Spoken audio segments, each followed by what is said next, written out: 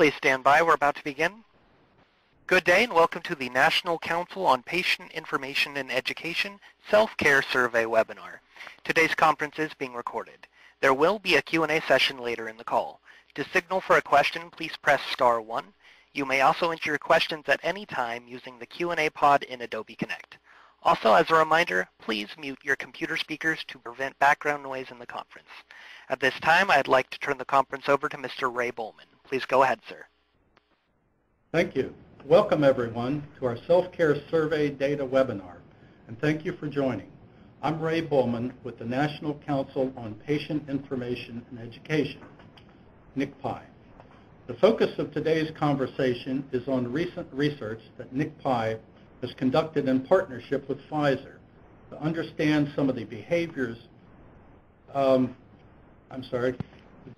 perceptions, and trends among consumers and physicians related to self-care in our changing healthcare environment. We're very pleased to be discussing this with you today. We encourage you to share your insights and comments also on the social media channels using hashtag #OwnYourHealth. Additionally, later in the presentation, we'll talk about the resources available from NCPI, which we invite you to share across your networks as well. Following our presentation and discussion of the key survey findings, we'll open up the line for questions from participants.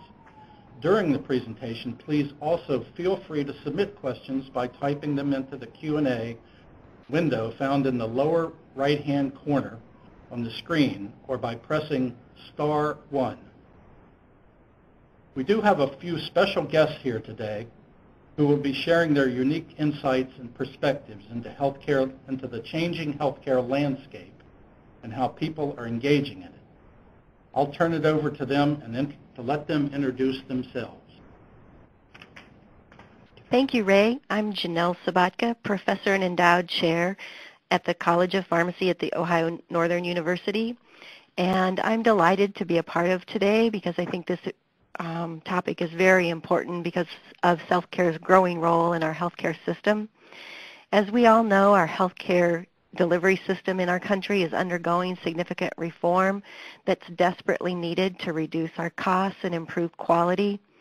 You can easily see this in just one look at the latest Commonwealth Fund report that ranks our country, the USA, dead last behind 10 other countries when comparing our healthcare systems for quality, access, efficiency, equity, and even healthy lives, despite the fact that the USA spends more than any other country on per capita healthcare costs.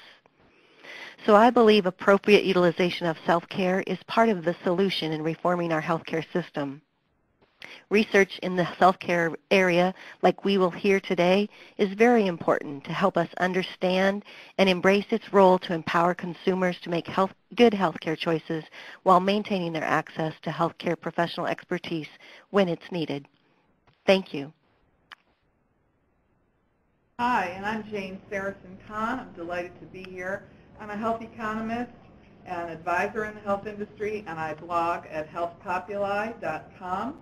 I am so grateful to take part in this webinar today. I've written about self-care a lot through the health economic lens, and I've written a recent post called Self-Care is the New Black in Healthcare. That's because as an economist, I am keeping my eye on that elusive triple aim where we want to reduce per capita costs. As Dr. Sobotka says, we want to drive population health, and we want to enhance the patient experience.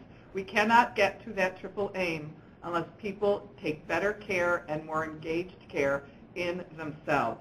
So we're going to talk more about that, and the survey will bear that out. So let's get rolling. Great. Thank you, Jane, and thank you also, Dr. Sobotka. We're glad to have you both here today, and we certainly appreciate your insights. The reason that I think that this topic is so important that we're discussing here today is that it dovetails almost exactly with the NCPI mission, which is to promote the wise use of medicines through trusted communication for better health. This speaks volumes about consumer and healthcare provider engagement and collaboration.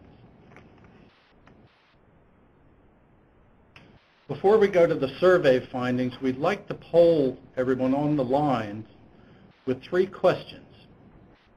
1, do you feel confident in your abilities to take responsibility for your own health? 2, do you feel you could be doing more in the way of self-care?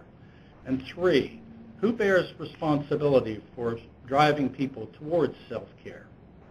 The questions are posted as poll questions, real-time poll questions, in the webinar interface. So go ahead and select your answer, and we'll take a look at how the group responds towards the end of the webinar. While you're doing that, let me provide a little bit of background on the survey methodology. We partnered with Pfizer to conduct a self-care survey among individuals in the U.S. as well as the physicians who treat them, and we're excited to share the highlights from those findings with you today.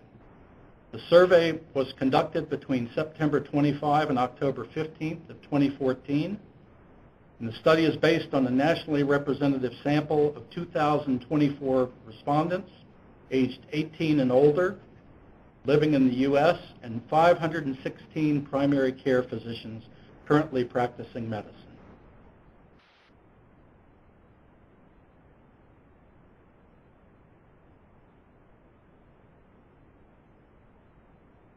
We're going to allow about 15 more seconds, so make sure you cast your votes.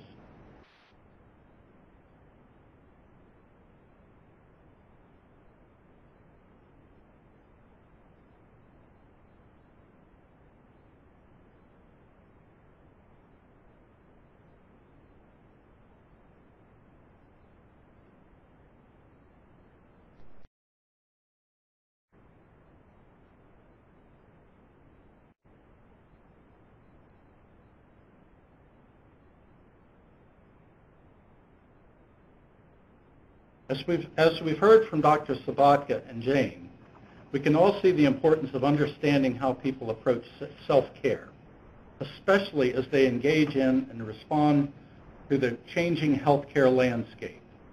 As NCPI works to ensure patients are better informed to make positive health decisions, we wanted the opportunity to gain better understanding of people's behavior as it relates to managing their own healthcare, as well as the undercurrents that influence this. To gain this level of insight, we pursued the survey with 2 main objectives. Understand prevailing perceptions, behaviors, and trends among people and their primary care physicians as they relate to the evolving consumer-centric healthcare landscape. To reveal components of self-care considered important to people, to help understand ways in which we can provide tools and resources that best support their health and wellness. So we're pleased to share these findings with you now. We're delighted to have our survey partner, Ipsos, here today to share the findings with you. And now I'm pleased to turn the microphone over to Rebecca Sizemore-Strong, Associate Vice President at Ipsos, to present the results. Thank you, Ray. So we had the pleasure of working with NCPI and Pfizer on this very interesting research, and the survey really generated some great findings, which we're going to delve into a little bit now. We started out the survey asking a few questions kind of about general attitudes around self-care, and the survey really reveals a strong inclination for consumers to be taking a more active part in managing their own health. Not only that, they feel quite confident in terms of taking this on. Nearly 9 in 10 feel confident in their ability to take up responsibility for their own health. A similar proportion likewise say that they know where to turn to for information when they have questions and concerns.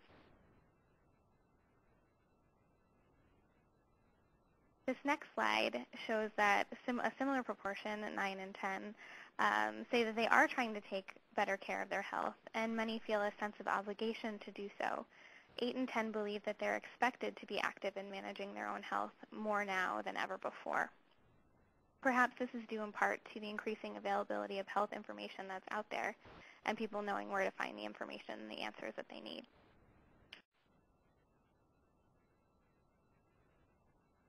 While many say that they are trying to take better care of themselves, 9 in 10 also like the ability to be in better control of their own health.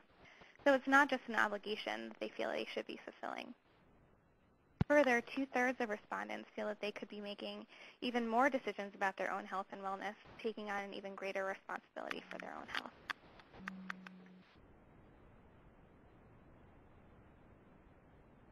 Looking at how people define self-care, there's a strong association with taking personal responsibility for one's own health, something that 95% associate with self-care. And it's something, that people are interested in doing, based on these past few slides. Further, 8 in 10 see self-care as really taking an active role, so not just in fostering a healthier lifestyle, but also seeking ways to treat, diagnose, or manage their health issues or conditions on their own. So going beyond things like diet and exercising to, treating and managing conditions that may arise.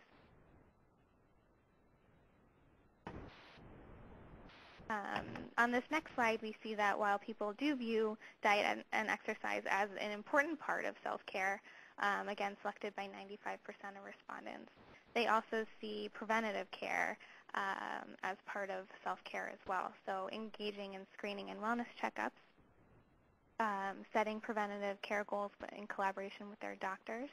Both of those are selected by nearly 9 in 10.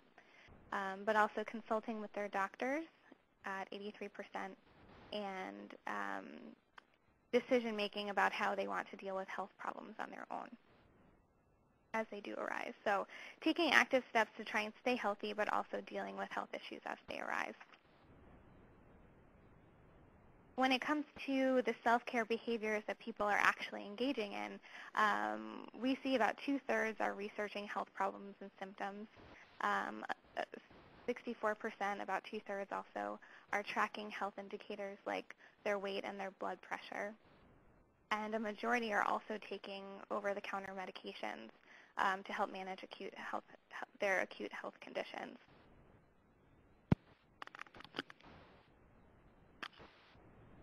And with the majority taking these OTC medications, many see benefits of being able to buy OTCs. 3/4 say it saves them time, and similarly, about 3/4 say that it saves them costs associated with going to the doctor to get an appointment or to get a prescription and making an appointment. At the same time, there are also some safety concerns associated with OTCs. Over 1/3 say that they don't feel like they have enough information to decide which medication is right for them or the people they care for. So not all are confident that they know which OTC to pick for themselves and their loved ones. And because of this uncertainty, over half say that they often turn to professionals, their doctor or pharmacist or other healthcare provider, for advice about choosing the right OTC for them. So we do see that it is a collaborative decision, oftentimes. To dig even deeper into these findings, a segmentation analysis was conducted to kind of get below the surface of reported perceptions, behaviors, and attitudes, and to identify and cluster groups of respondents based on their reported experience with self-care. This analysis took into account a variety of factors, including their overall health, health-related attitudes and behaviors, their relationship or lack thereof with their doctor, their attitudes about OTC medications, and some demographics.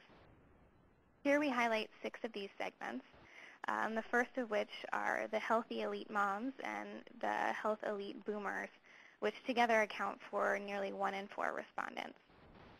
These groups tend to be in good health and are actively engaging in self-care, but they do also rely on their doctors for regular checkups and for advice. Next, we have tech-savvy OTC groups, both parents, so those with children, and independents, those without kids at home. They're in relatively good health, but may have had or have currently some sort of chronic condition. They tend to be a little bit more reliant on their healthcare providers and among parents on their other family members when it comes to healthcare decisions. They're also more likely to self-medicate with OTCs and to turn to technology when it comes to managing their own health.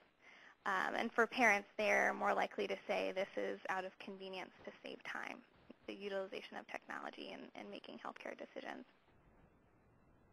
Next, we have the doctorless self-reliance, which make up about 10% of respondents. They tend to be healthy and less engaged with their doctor. Only about a third actually have a PCP. And they're more likely to turn to their family when they have questions about their health, perhaps because many find it cost prohibitive to go see their doctor. They also tend to be more reliant on OTCs, partly because of the cost savings that they often provide. And then the last group we have here, chronic issue older adults, makes up about 15% of adults. These folks are generally older and dealing with several health issues. While they do utilize technology to help manage their health and make decisions, they're not as active in self-care and ultimately rely on their HCPs for proper care and treatment. So those are 6 of the 8 kind of key segments that we found through this segmentation analysis. This is Jenelle, Dr. Sobotka, and I just wanted to comment how much I appreciate the segmentation that this study has done with populations. As pharmacists taking care of patients, it's in order to have an effective patient relationship to best meet their individual needs, it is really critical to know and understand the patient and honor their background and beliefs. In some ways, I relate it to how we teach cultural competency to our pharmacy students, that they must try to know and understand the cultural beliefs of their patients in order to give them the best patient care. And I view these populations in somewhat the same way, that you have to know and honor where they're coming from in their perspectives of self-care. I would point out that we currently teach about some important segments of the population, somewhat different from this, but it's a good time to share that there are populations that are at higher risk in the self-care arena, and we point those out to our students, specifically patients that are pregnant or breastfeeding, children and the elderly, and anyone with a chronic condition, because these patients may need extra special attention and choices in selecting the self-care products and addressing their self-care needs above the general population. So thank you for segmenting.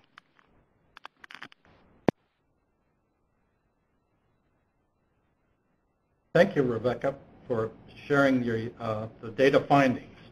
Here we see key learnings, the overall summary that we want to make sure that everyone is aware of. And first, we see that people perceive that they should be engaged in managing their health, and a strong majority indicate that they're taking active roles in taking better care of themselves. They enjoy having a sense of control when it comes to their health. People are taking proactive measures when it comes to informing themselves and taking steps towards self-care, such as healthy lifestyle habits, regular screenings, and OTCs as a first mode of treatment, for example. People see OTC products as quick and effective management tools when it comes to their health, yet an estimated 1 in 3 individuals express some uncertainty when deciding independently about OTC options right for them. There's a clear need to connect people to existing informational and educational resources and ensure that they're aware of where they can turn for help as it concerns their own health. This is critical to empowering people to take part in self-care.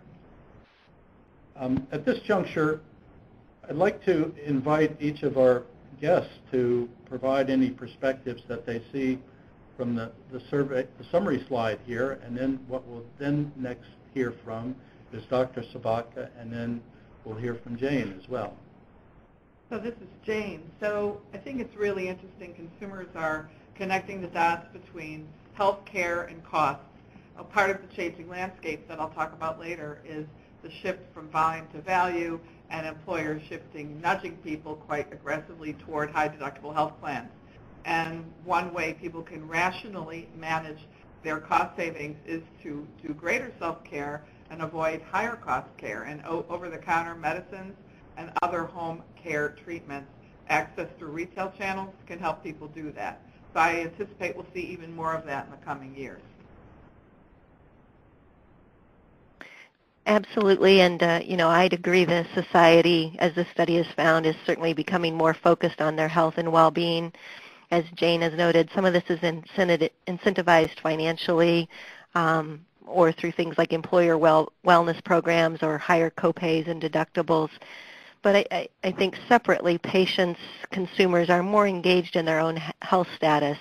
We see this with them using apps and devices. I know we'll touch more on that later, of things that monitor their diet, their sleep, and activities. But it's changing the health professional role because these technologies and their engagement is being brought forward as they visit the pharmacists or their medical professionals as part of their care review and plan going forward. It's also fascinating to me the number of screening and assessment devices that are becoming available over the counter and for patients to use in assessing and monitoring their health so that it helps them to be more engaged. You know, home pregnancy tests have been around a long time, but there are numerous home tests becoming available for conditions and screenings like UTIs and fecal occult blood tests, or monitoring devices with blood pressure and A1C tracking for diabetes, etc. So patients are becoming more and more engaged in monitoring and managing their health along with their healthcare professionals.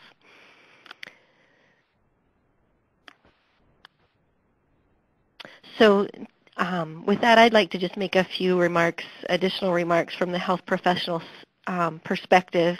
I wanted to start with my favorite quote from a friend, John Gans, who's the former CEO of the American Pharmacists Association. And as much as we talked about drug therapy and helping our patients, he would remind us that all care is self-care. You know, at the end of the day, the patient is in control and making the decisions moving forward for determining their own health. In today's health professional language, you may often hear the term patient-centered care, reaching that approach that healthcare professionals should look to the patient as the key decision maker in their healthcare plan. And another key message taken from the research was that 8 of 10 respondents believe that an important part of their self-care is seeking advice from a healthcare provider when they need it. So on the next slide, I'd like to point out that the pharmacist is there as a key resource that's very accessible and a partner to the patient and their self-care needs.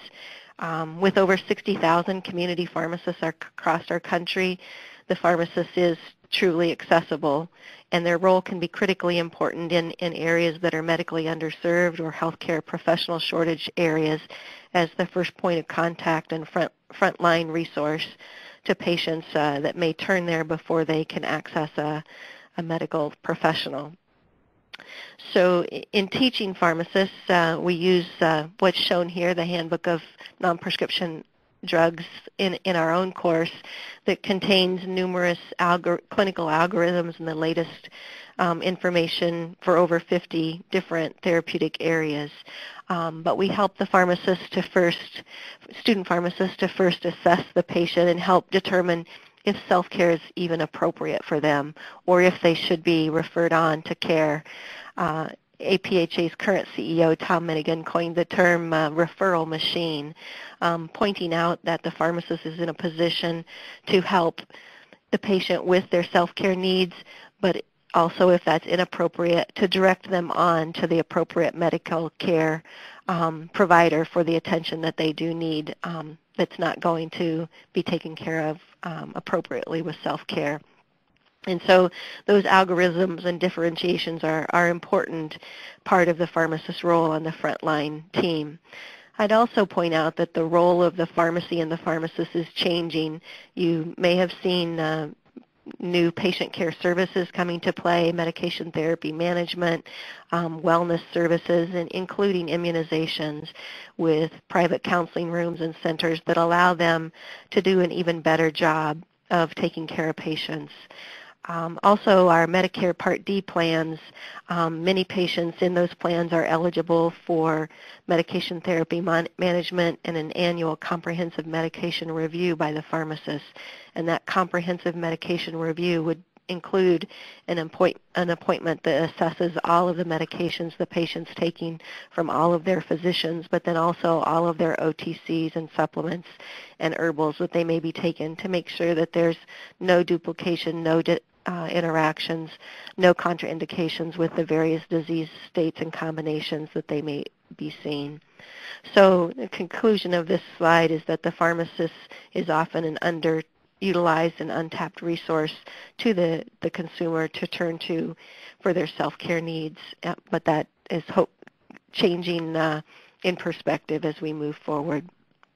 My next slide, the last slide that I wanted to point out from the healthcare professional, is that our model is changing to a team-based care model, practicing together in collaboration with high communication. Pharmacists work together with physicians, nurses, various healthcare professionals to align with the patient and their caregivers on their healthcare priorities and needs. In this collaborative model, the high touch, the high tech is coming about through various monitors and devices, but also through electronic medical records and communication systems that allow the team to better communicate and collaborate together through that exchange of medical records, and I'm sure that technology and its capability is only going to grow.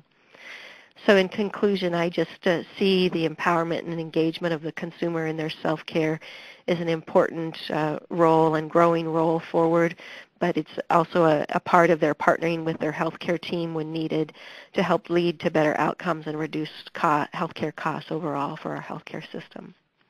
Thank you. Well, thanks, Jenelle. That was awesome and a great segue into what I'm going to talk about, which is what's the individual consumer doing in that shared decision-making with physicians and outside of that. So let's get into this new health consumer who's activated and engaged in self-care. When we say consumer, at least when I say it today, and I think I speak for everyone, we're talking about consumers in general, well people. We're talking about people who aren't so well, who might be sick, who might be patients in the healthcare delivery system, and we're increasingly talking about caregivers as consumers. We heard about the moms earlier today, and I really believe and have researched moms really are the chief household officers, the chief health officers, and increasingly even the chief financial officers in their homes. So they play a pivotal role as healthcare consumers. So let's talk now about the changed consumer since the Great Recession hit in October 2008. You all might have seen your 401k plans declining, your stock portfolios, or you even might have lost a job or know somebody who did. This Great Recession that we've all lived through since 2008 has really morphed us into consumers living in a new frugality, as Time Magazine's fourth cover here shows us we've morphed into. And in that, we are looking to organizations to help us do four things since the recession hit. This data came out of a survey that was fielded about a year after the recession in 2009, and the results came out in 2010. But Ogilvy in this study found that consumers are looking for sustainability as a new kind of happiness, looking to organizations to help them save money, inspire creativity in a do-it-yourself sense, cook more at home, garden, do more activities in the home instead of going out, conserve resources, and in that, the study looked to people looking to reduce stress, save time, that sort of thing, and finally, people increasingly looking to organizations to help them stay healthy and stay out of the health system. So in that same period of time, and even before that, Americans who work have seen their paycheck levels not rising so fast. That's this bottom line that looks fairly horizontal. But what workers have traded off in that 15-year period from about 2000 to 2014 is flat wages for increasing health care costs and premiums. And all the National Business Group on Health affiliates know employers in major communities say that we've been unable to give pay rises because health care costs are consuming whatever we might have given for a very large pay rise. So as a result, employers are shifting consumers into high deductible health plans, giving people more financial skin in the game. And so here's a patient from the hospital bed ringing the emergency bell saying, "Come quickly, I think I had an out-of-pocket experience." And we could change this New Yorker cartoon to read, "I had a high deductible experience as well." So that's because last year, Milliman, the actuaries, told us that for a family of four, it cost an employer over $23,000 to fund a PPO, which is a fast disappearing kind of health insurance plan for a family of four in the workplace. And in 2014, the worker bore 40% on average of the $23,000. So that's $8,000 to $9,000 out of pocket in terms of premium, payments for prescription drugs, etc. All the things in the health claim, shifting people now to high deductible health plans. And so at the same time, over those 10, 15 years, people have been evolving into something PricewaterhouseCoopers has termed homo informaticus. We are information-seeking people using multiple channels, mobile phones, computers, laptops, tablets. Most of us use more than one of these things, and if you're replacing your television set this year, it's probably going to be something called a smart TV that hooks to the Internet in this growing era of the Internet of Things. So as a result, we are DIYing our life. We are doing it ourselves, DIY, do it yourself, through lots of tools, apps, kinds of things Dr. Sobotka was alluding to earlier. We may shop on Amazon. We may order a taxi through an Uber. We may buy shoes from Zappos. I know a lot of the women on the phone call probably do, like me. And we make restaurant reservations at Open Table. We're looking to do the same thing in health. So here's just a smattering, a literal handful, because there are lots of places people go to DIY their health in retail formats like pharmacies, using apps, at the grocery store. We're buying healthier food. We're wearing clothes with sensors, and I have a wristband on now tracking my many steps I'm walking through Washington, D.C. and through the metro system today, and every day, in fact. So anyway, this is just a small selection, a snapshot of how people are DIYing their health. And that is because they're defining their health very broadly now. In an Edelman survey that was done several years ago in 2008, the first such Edelman Health Engagement Barometer, the company found that people defined health in at least 4 ways, starting with the physical health, of course, but then mental and emotional health. Third, my physical appearance portends how I feel about my wellness. And fourth, 8 in 10 people said my financial health is part of my whole health. Again, people connecting the dots between health, medicine, and cost. And so Edelman found 2 years later in their health barometer survey that consumers expect all kinds of companies to help them engage in health. Of course, healthcare providers and pharmaceutical companies and over-the-counter drug companies looking to the left of the chart, but all the way to the right through consumer electronics companies, and digital health is a growing part of the floor at the Consumer Electronics Show, where yes, you see those flat screen TVs and connected cars, but you also see lots of digital health products at the CES now, every January in Vegas. But look all the way through to the right. Almost more than 3/4 of people expect banking and financial services companies to help them engage in health. This is in this growing health savings account environment, high-cost long-term care environment, etc. So health is the new green, all companies looking to engage in health. And people are spending lots of hard-won cash on health. This is after-tax money going to things that aren't health care, but they're health. $1.5 trillion people spend in America every year on things like vitamins, minerals, and supplements, wearable devices, the kind of which I talked about earlier, health-oriented foods, nutraceuticals, and the like. That is 1/2 of what is spent in this country on health care, the $3 trillion bill. So think about it. We're spending $3 trillion on health care and another $1.5 trillion on health. We are health spenders in America. Finally, the retail environment is seen as a very trusted place to help you engage with health. This was data that comes out of the Strategy and survey. They used to be called Booz and Company, you might remember them. So they found late in 2014 when they asked consumers, what kind of organizations do you trust to help you manage your health? 3 kinds of companies, organizations are seen as trustworthy: large retail, healthcare providers, and digitally enabled companies. So you can put your favorite digitally enabled company in there, whether you think it's Amazon, Google, Microsoft, Apple, or whoever. But now providers are in the mix with retail and digital companies, and this is the new healthcare landscape. So we move because of this info-mated society, this homo informaticus, and financial incentives, turning from an industrial age of medicine to an information age health, with people managing health from the top down, self-care being the new black, as I said earlier. So we end with saying consumers, we, caregivers, and patients can do health with the help of these new retail formats. Jane, thank you very much for your insights. Dr. Sobotka, I'm wondering if you have any, if you'd like to share any perspectives on Jane's commentary or at this point? I think it's exciting that the consumers are, taking that new role and broadening their own personal expectations.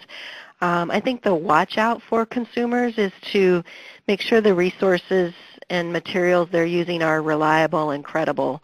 Our internet brings us many data points to look at, but trusting that those are from the right sources and are credible sources of material is not always there. And so they need to be cautious. And again, I think that's where, in partnering with their health professional, they can share that information and work together to determine what's the best for them.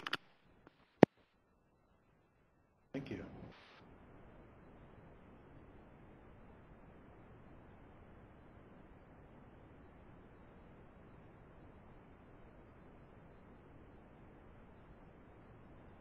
We're at the point now in our presentation where the suspense has been killing you. We'd like to share with you the findings from the 3 questions on this poll that we did at the front end of the webinar. Do you feel confident in your abilities to take responsibility for your health? We see 57.4%, yes, completely agree. Yes, somewhat agree, 40%. No, somewhat disagree, 2%. The second question, do you feel you could be doing more in the way of self-care? Yes, completely agree. We're almost at 50% there, 46.6%. Somewhat agree, the same 46.6%. No, 6.7%. On the last question about responsibilities for driving people towards self-care, we see the individual. And I think that speaks to all care is self-care. 87.5%. The physician or the prescriber in this case, 62.5%. The pharmacist, 60.4%. The nurse, 43.8%. Caregivers, 40%. Employers, 27%. Friends and family, about one-third, 33%. Health-focused companies, 33%. Health-focused nonprofits, 41%. A great diversity there about responsibility, and it does also, in some respects, speak as well to collaboration and referral and making sure that there are networks in place for coordination of care. Are there any comments from anyone? I do. I mean, you took the words right out of my mouth, Ray, about collaboration. I think healthcare is a team sport to get to this triple aim we're talking about. And the fact that you have, yes, most people saying the individual is responsible, but look at the partnership numbers for the physician, the pharmacist, the nurse. That, I think, is key. And then on the bottom, this group called health-focused nonprofit groups. This is a growing area. We're seeing social networks online, patients like me, We Go Health, activists helping other patients, etc. I think that's going to be a growing area as more and more people get linked up online.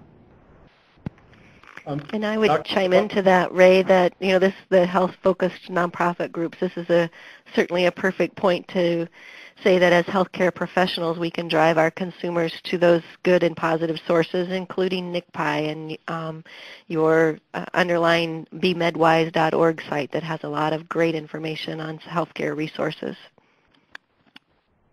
Thank you very much, Dr. Sobotka and Jane. If I could ask the phone operator to remind our participants how to get in the queue for questions. Yes, thank you. And as a reminder, if you would like to ask a question, please signal by pressing *1 on your telephone keypad. And please keep computer speakers muted to prevent background noise. You may also type your questions in the Q&A pod in Adobe Connect at any time. Again, that's *1 on the phones.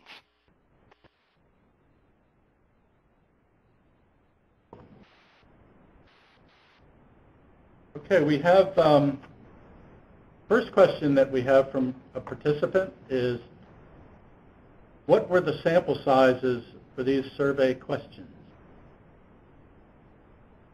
This is Rebecca? I'm happy to jump in. Yes.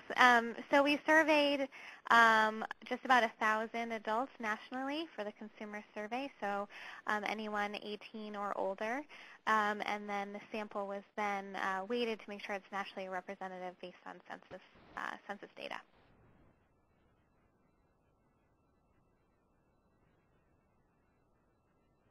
Thank you. The second question that we have is, will copies of the slides be available that we're sharing here during the webinar?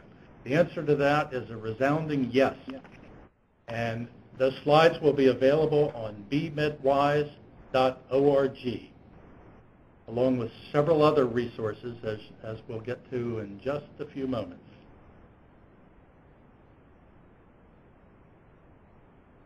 We have some other questions that have come in. Let me begin with the first one. What can be done to enhance self-management and stronger collaboration in the areas between people and their healthcare providers? Jane or Jenelle? Dr. Sobotka? This is Jenelle. I would respond to that in that stronger collaboration can equals better communication tools with the healthcare providers. I know in my own personal experience, my physician's office now has a website and takes email queries back and forth through their office staff to help address questions that I might have outside of office visits. And I think between healthcare professionals, there's going to be growing communication that will help support that. But I think the other thing I pointed out is that patients need to find ways to find professionals that they can trust and talk with. Too much of healthcare, I think, is delivered in an anonymous way where there's not a strong patient-provider relationship. And so I'd encourage people to find a professional that they can rely on and have a trusting long-term relationship with their healthcare questions and needs. I would add on to that there's a new and growing resource available to patients, which a lot of people, even though we're many years away from the initial launch of the HIPAA law, people have a right to ask for their medical records now, and especially we see EHRs, electronic health records, proliferating in doctors' offices. And so everyone should ask for a copy of their records. They are entitled to it, and a lot of people don't know that they are. So if you are on this call, you should tell your mother, your brother, your sister, everyone you know to start asking for this. This is part of why we want EHRs in the marketplace, so people can know their numbers, partner with physicians, and the more you know about your health, the more questions you'll ask, and you'll be a better healthcare consumer and patient. So I would love to see the viral messaging on access to EHR data get out there. Thank you, Jane. Here's another question that's come in. Based on the survey findings and what we've heard from our presenters here today, we'd like you to do a little bit of crystal ball gazing. And that is, what do you think the self-care landscape will look like in 5 years? And taking into consideration, Jane, as you mentioned, the tremendous amount of change that's already occurred in the past few years, and also keeping in mind that this week the Apple Watch went on sale. Absolutely, it sure did. Last week it went on sale online, and I'm already seeing on my own Facebook page people in my community saying, I've had the watch for 3 days, and this is my results. These are my results so far. So you know, this is what happens with new technology adopters. Looking at my crystal ball, and I do this for a living, forecasting, so I think about that question a lot. I can say, and I met with a group of nurses and hospital administrators last week who asked the question, will we hospitals be dinosaurs in the coming years? The answer is the nature of the hospital will change, and more care will be done at home and on the go, and in clinics at the work site, and in pharmacies. You will see the role of the community pharmacy change to a more of a hub in a community, and we use the phrase the patient-centered medical home, but my crystal ball shows that the new patient-centered medical home will be at home. as physicians take on more value-based and accountable-based compensation, they will be incentivized to see the sickest patients in the office and to help you stay well at home, armed with mobile apps, tools, the right kinds of prescription drugs and over-the-counter drugs, and remote health monitoring. I will note that Cox Cable, one of the big cable companies, launched a partnership in February with the Cleveland Clinic, not a minor name in healthcare, a branded name, a national and international name that's quite trusted as a hospital. Cox Cable will be doing remote health monitoring to people's homes who subscribe through Cox to Cleveland Clinic patients and others who want to take advantage of that. So we are starting to see the pipelines go to people's homes, and again, through wearable devices and apps. So 5 years from now, the REIT is more and more where people live, work, play, and go to school. Thank you. And Dr. Sobotka, is your crystal ball coming into any clarity? Well, I certainly can't portray myself as a fortune teller, but I can see the technology, the Apple Watch, those things continuing to grow. I mean, the capabilities we have if you go into your local pharmacy to, buy some of the devices and things that I mentioned. You can self-test, for UTIs, for hepatitis, for HIV, various drug use.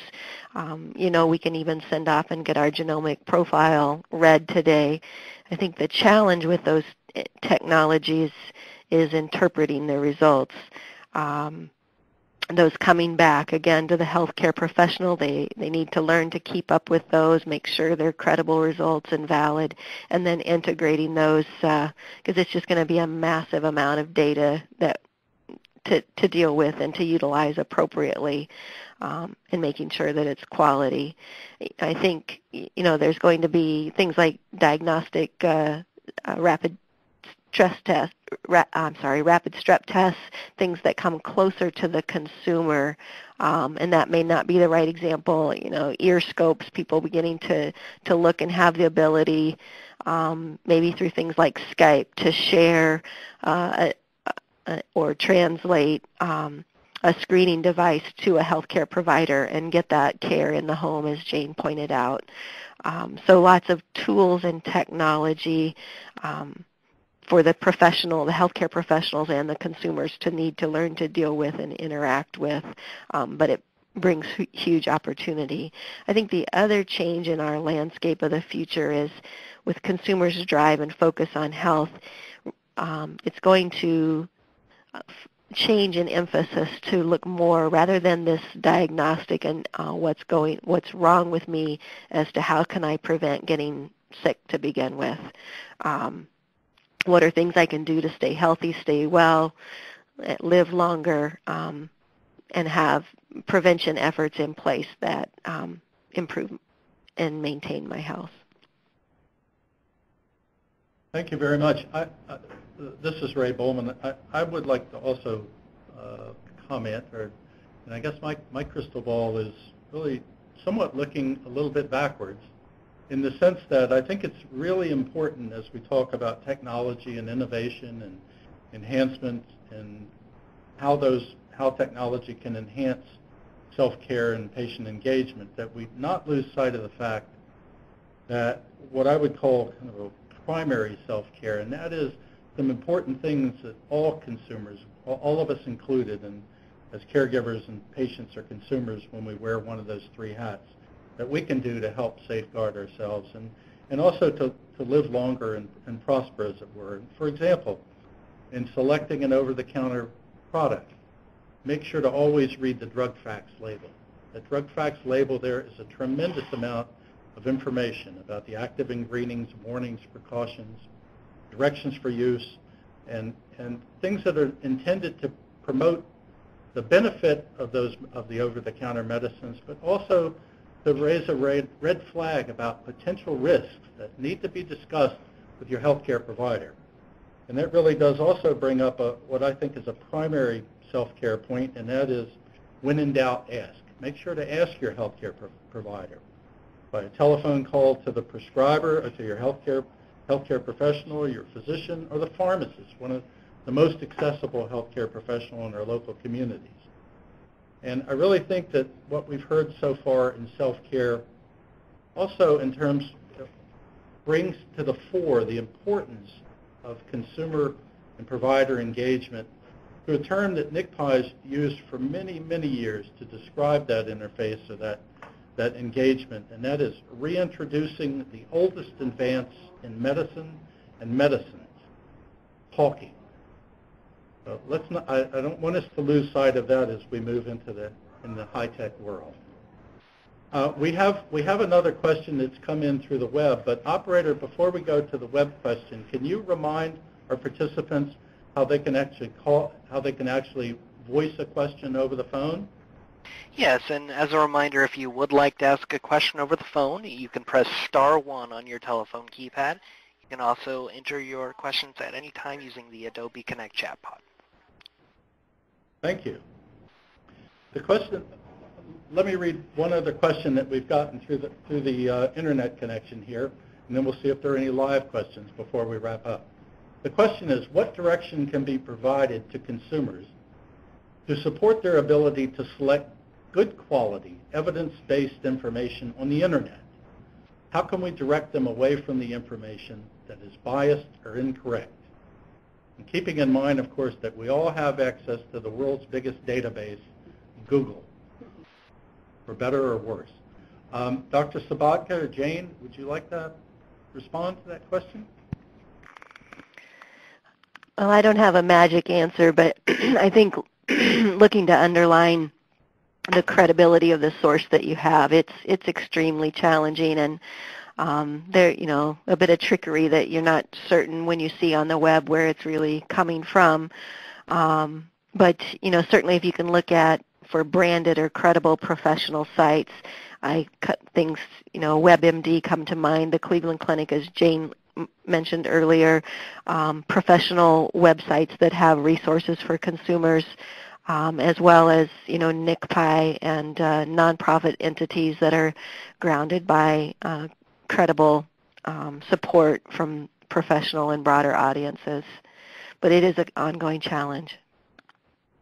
I'll add what's interesting about WebMD, who I think is still the most popular, trusted by consumers, non-government healthcare information source.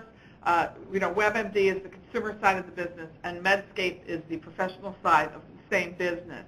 And increasingly, WebMD is enabling physicians to, quote, prescribe information from Medscape through the WebMD channel. It's interesting that the Medscape editor was named to be Dr. Eric Topol, who's quite famous from Scripps in Southern California, who also just wrote the book, The Patient Will See You Now, which is a very optimistic look at where digital health is taking healthcare. And what we're seeing these collaborations between physician and consumer information coming together, where a doctor can start to prescribe, quote, information therapy. So the more doctors who use these credible sources in this way can get those credible sources into the hands of patients as an information prescription. There are also a couple of other sites that, or at least references or referrals that I would encourage our participants to consider as well. One is particularly when related to ordering medicines online, which sometimes can be very risky business. But the National Association of Boards of Pharmacy has a program called VIPS, the Verified Internet Pharmacy Practice Sites, where consumers can rest assured that if they go onto the VIPS site, VIPPS, through the National Association of Boards of Pharmacy, they'll find the latest information about sites that have gone through certification and assessment by NABP for assurance that their online pharmacy, for example, is not a rogue pharmacy, which is a tremendous problem, not just in the U.S. but worldwide. Also, they're medlineplus.gov from the National Library of Medicine, for example, in partnership with some of the organizations on the call today, for example, have a very robust OTC and prescription drug information databases that are available to consumers FDA.gov, for example, is another great website for finding out information about drug alerts, drug safety, drug information for specific drugs as well. So it's as much science as it is art, and as much art as it is science. I mean, you just have to be very careful about reading through what you're looking at. We have a let's see. We have a comment here. I could just read it. Colin? Okay, we have a comment here that says, as a pharmacist, I would never recommend utilizing an online pharmacy. Who will counsel the patient on the medication check or drug interactions, etc.? The mailman? I think that's a wonderful point. I think it is important, though, to recognize that the consumers access drugs online. There are some safeguards. There are lots of things to look for and lots of pitfalls.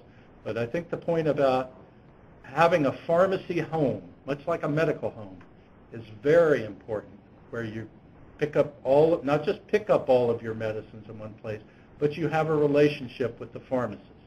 For example, when you're filling refills for chronic conditions, sets up an opportunity for medicine synchronization and a scheduled appointment-based model counseling session with the pharmacist. So I'm certainly in concurrence with that admonition. Are there any other questions from our participants online?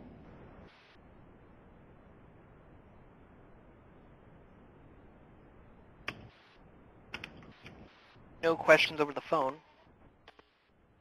Okay.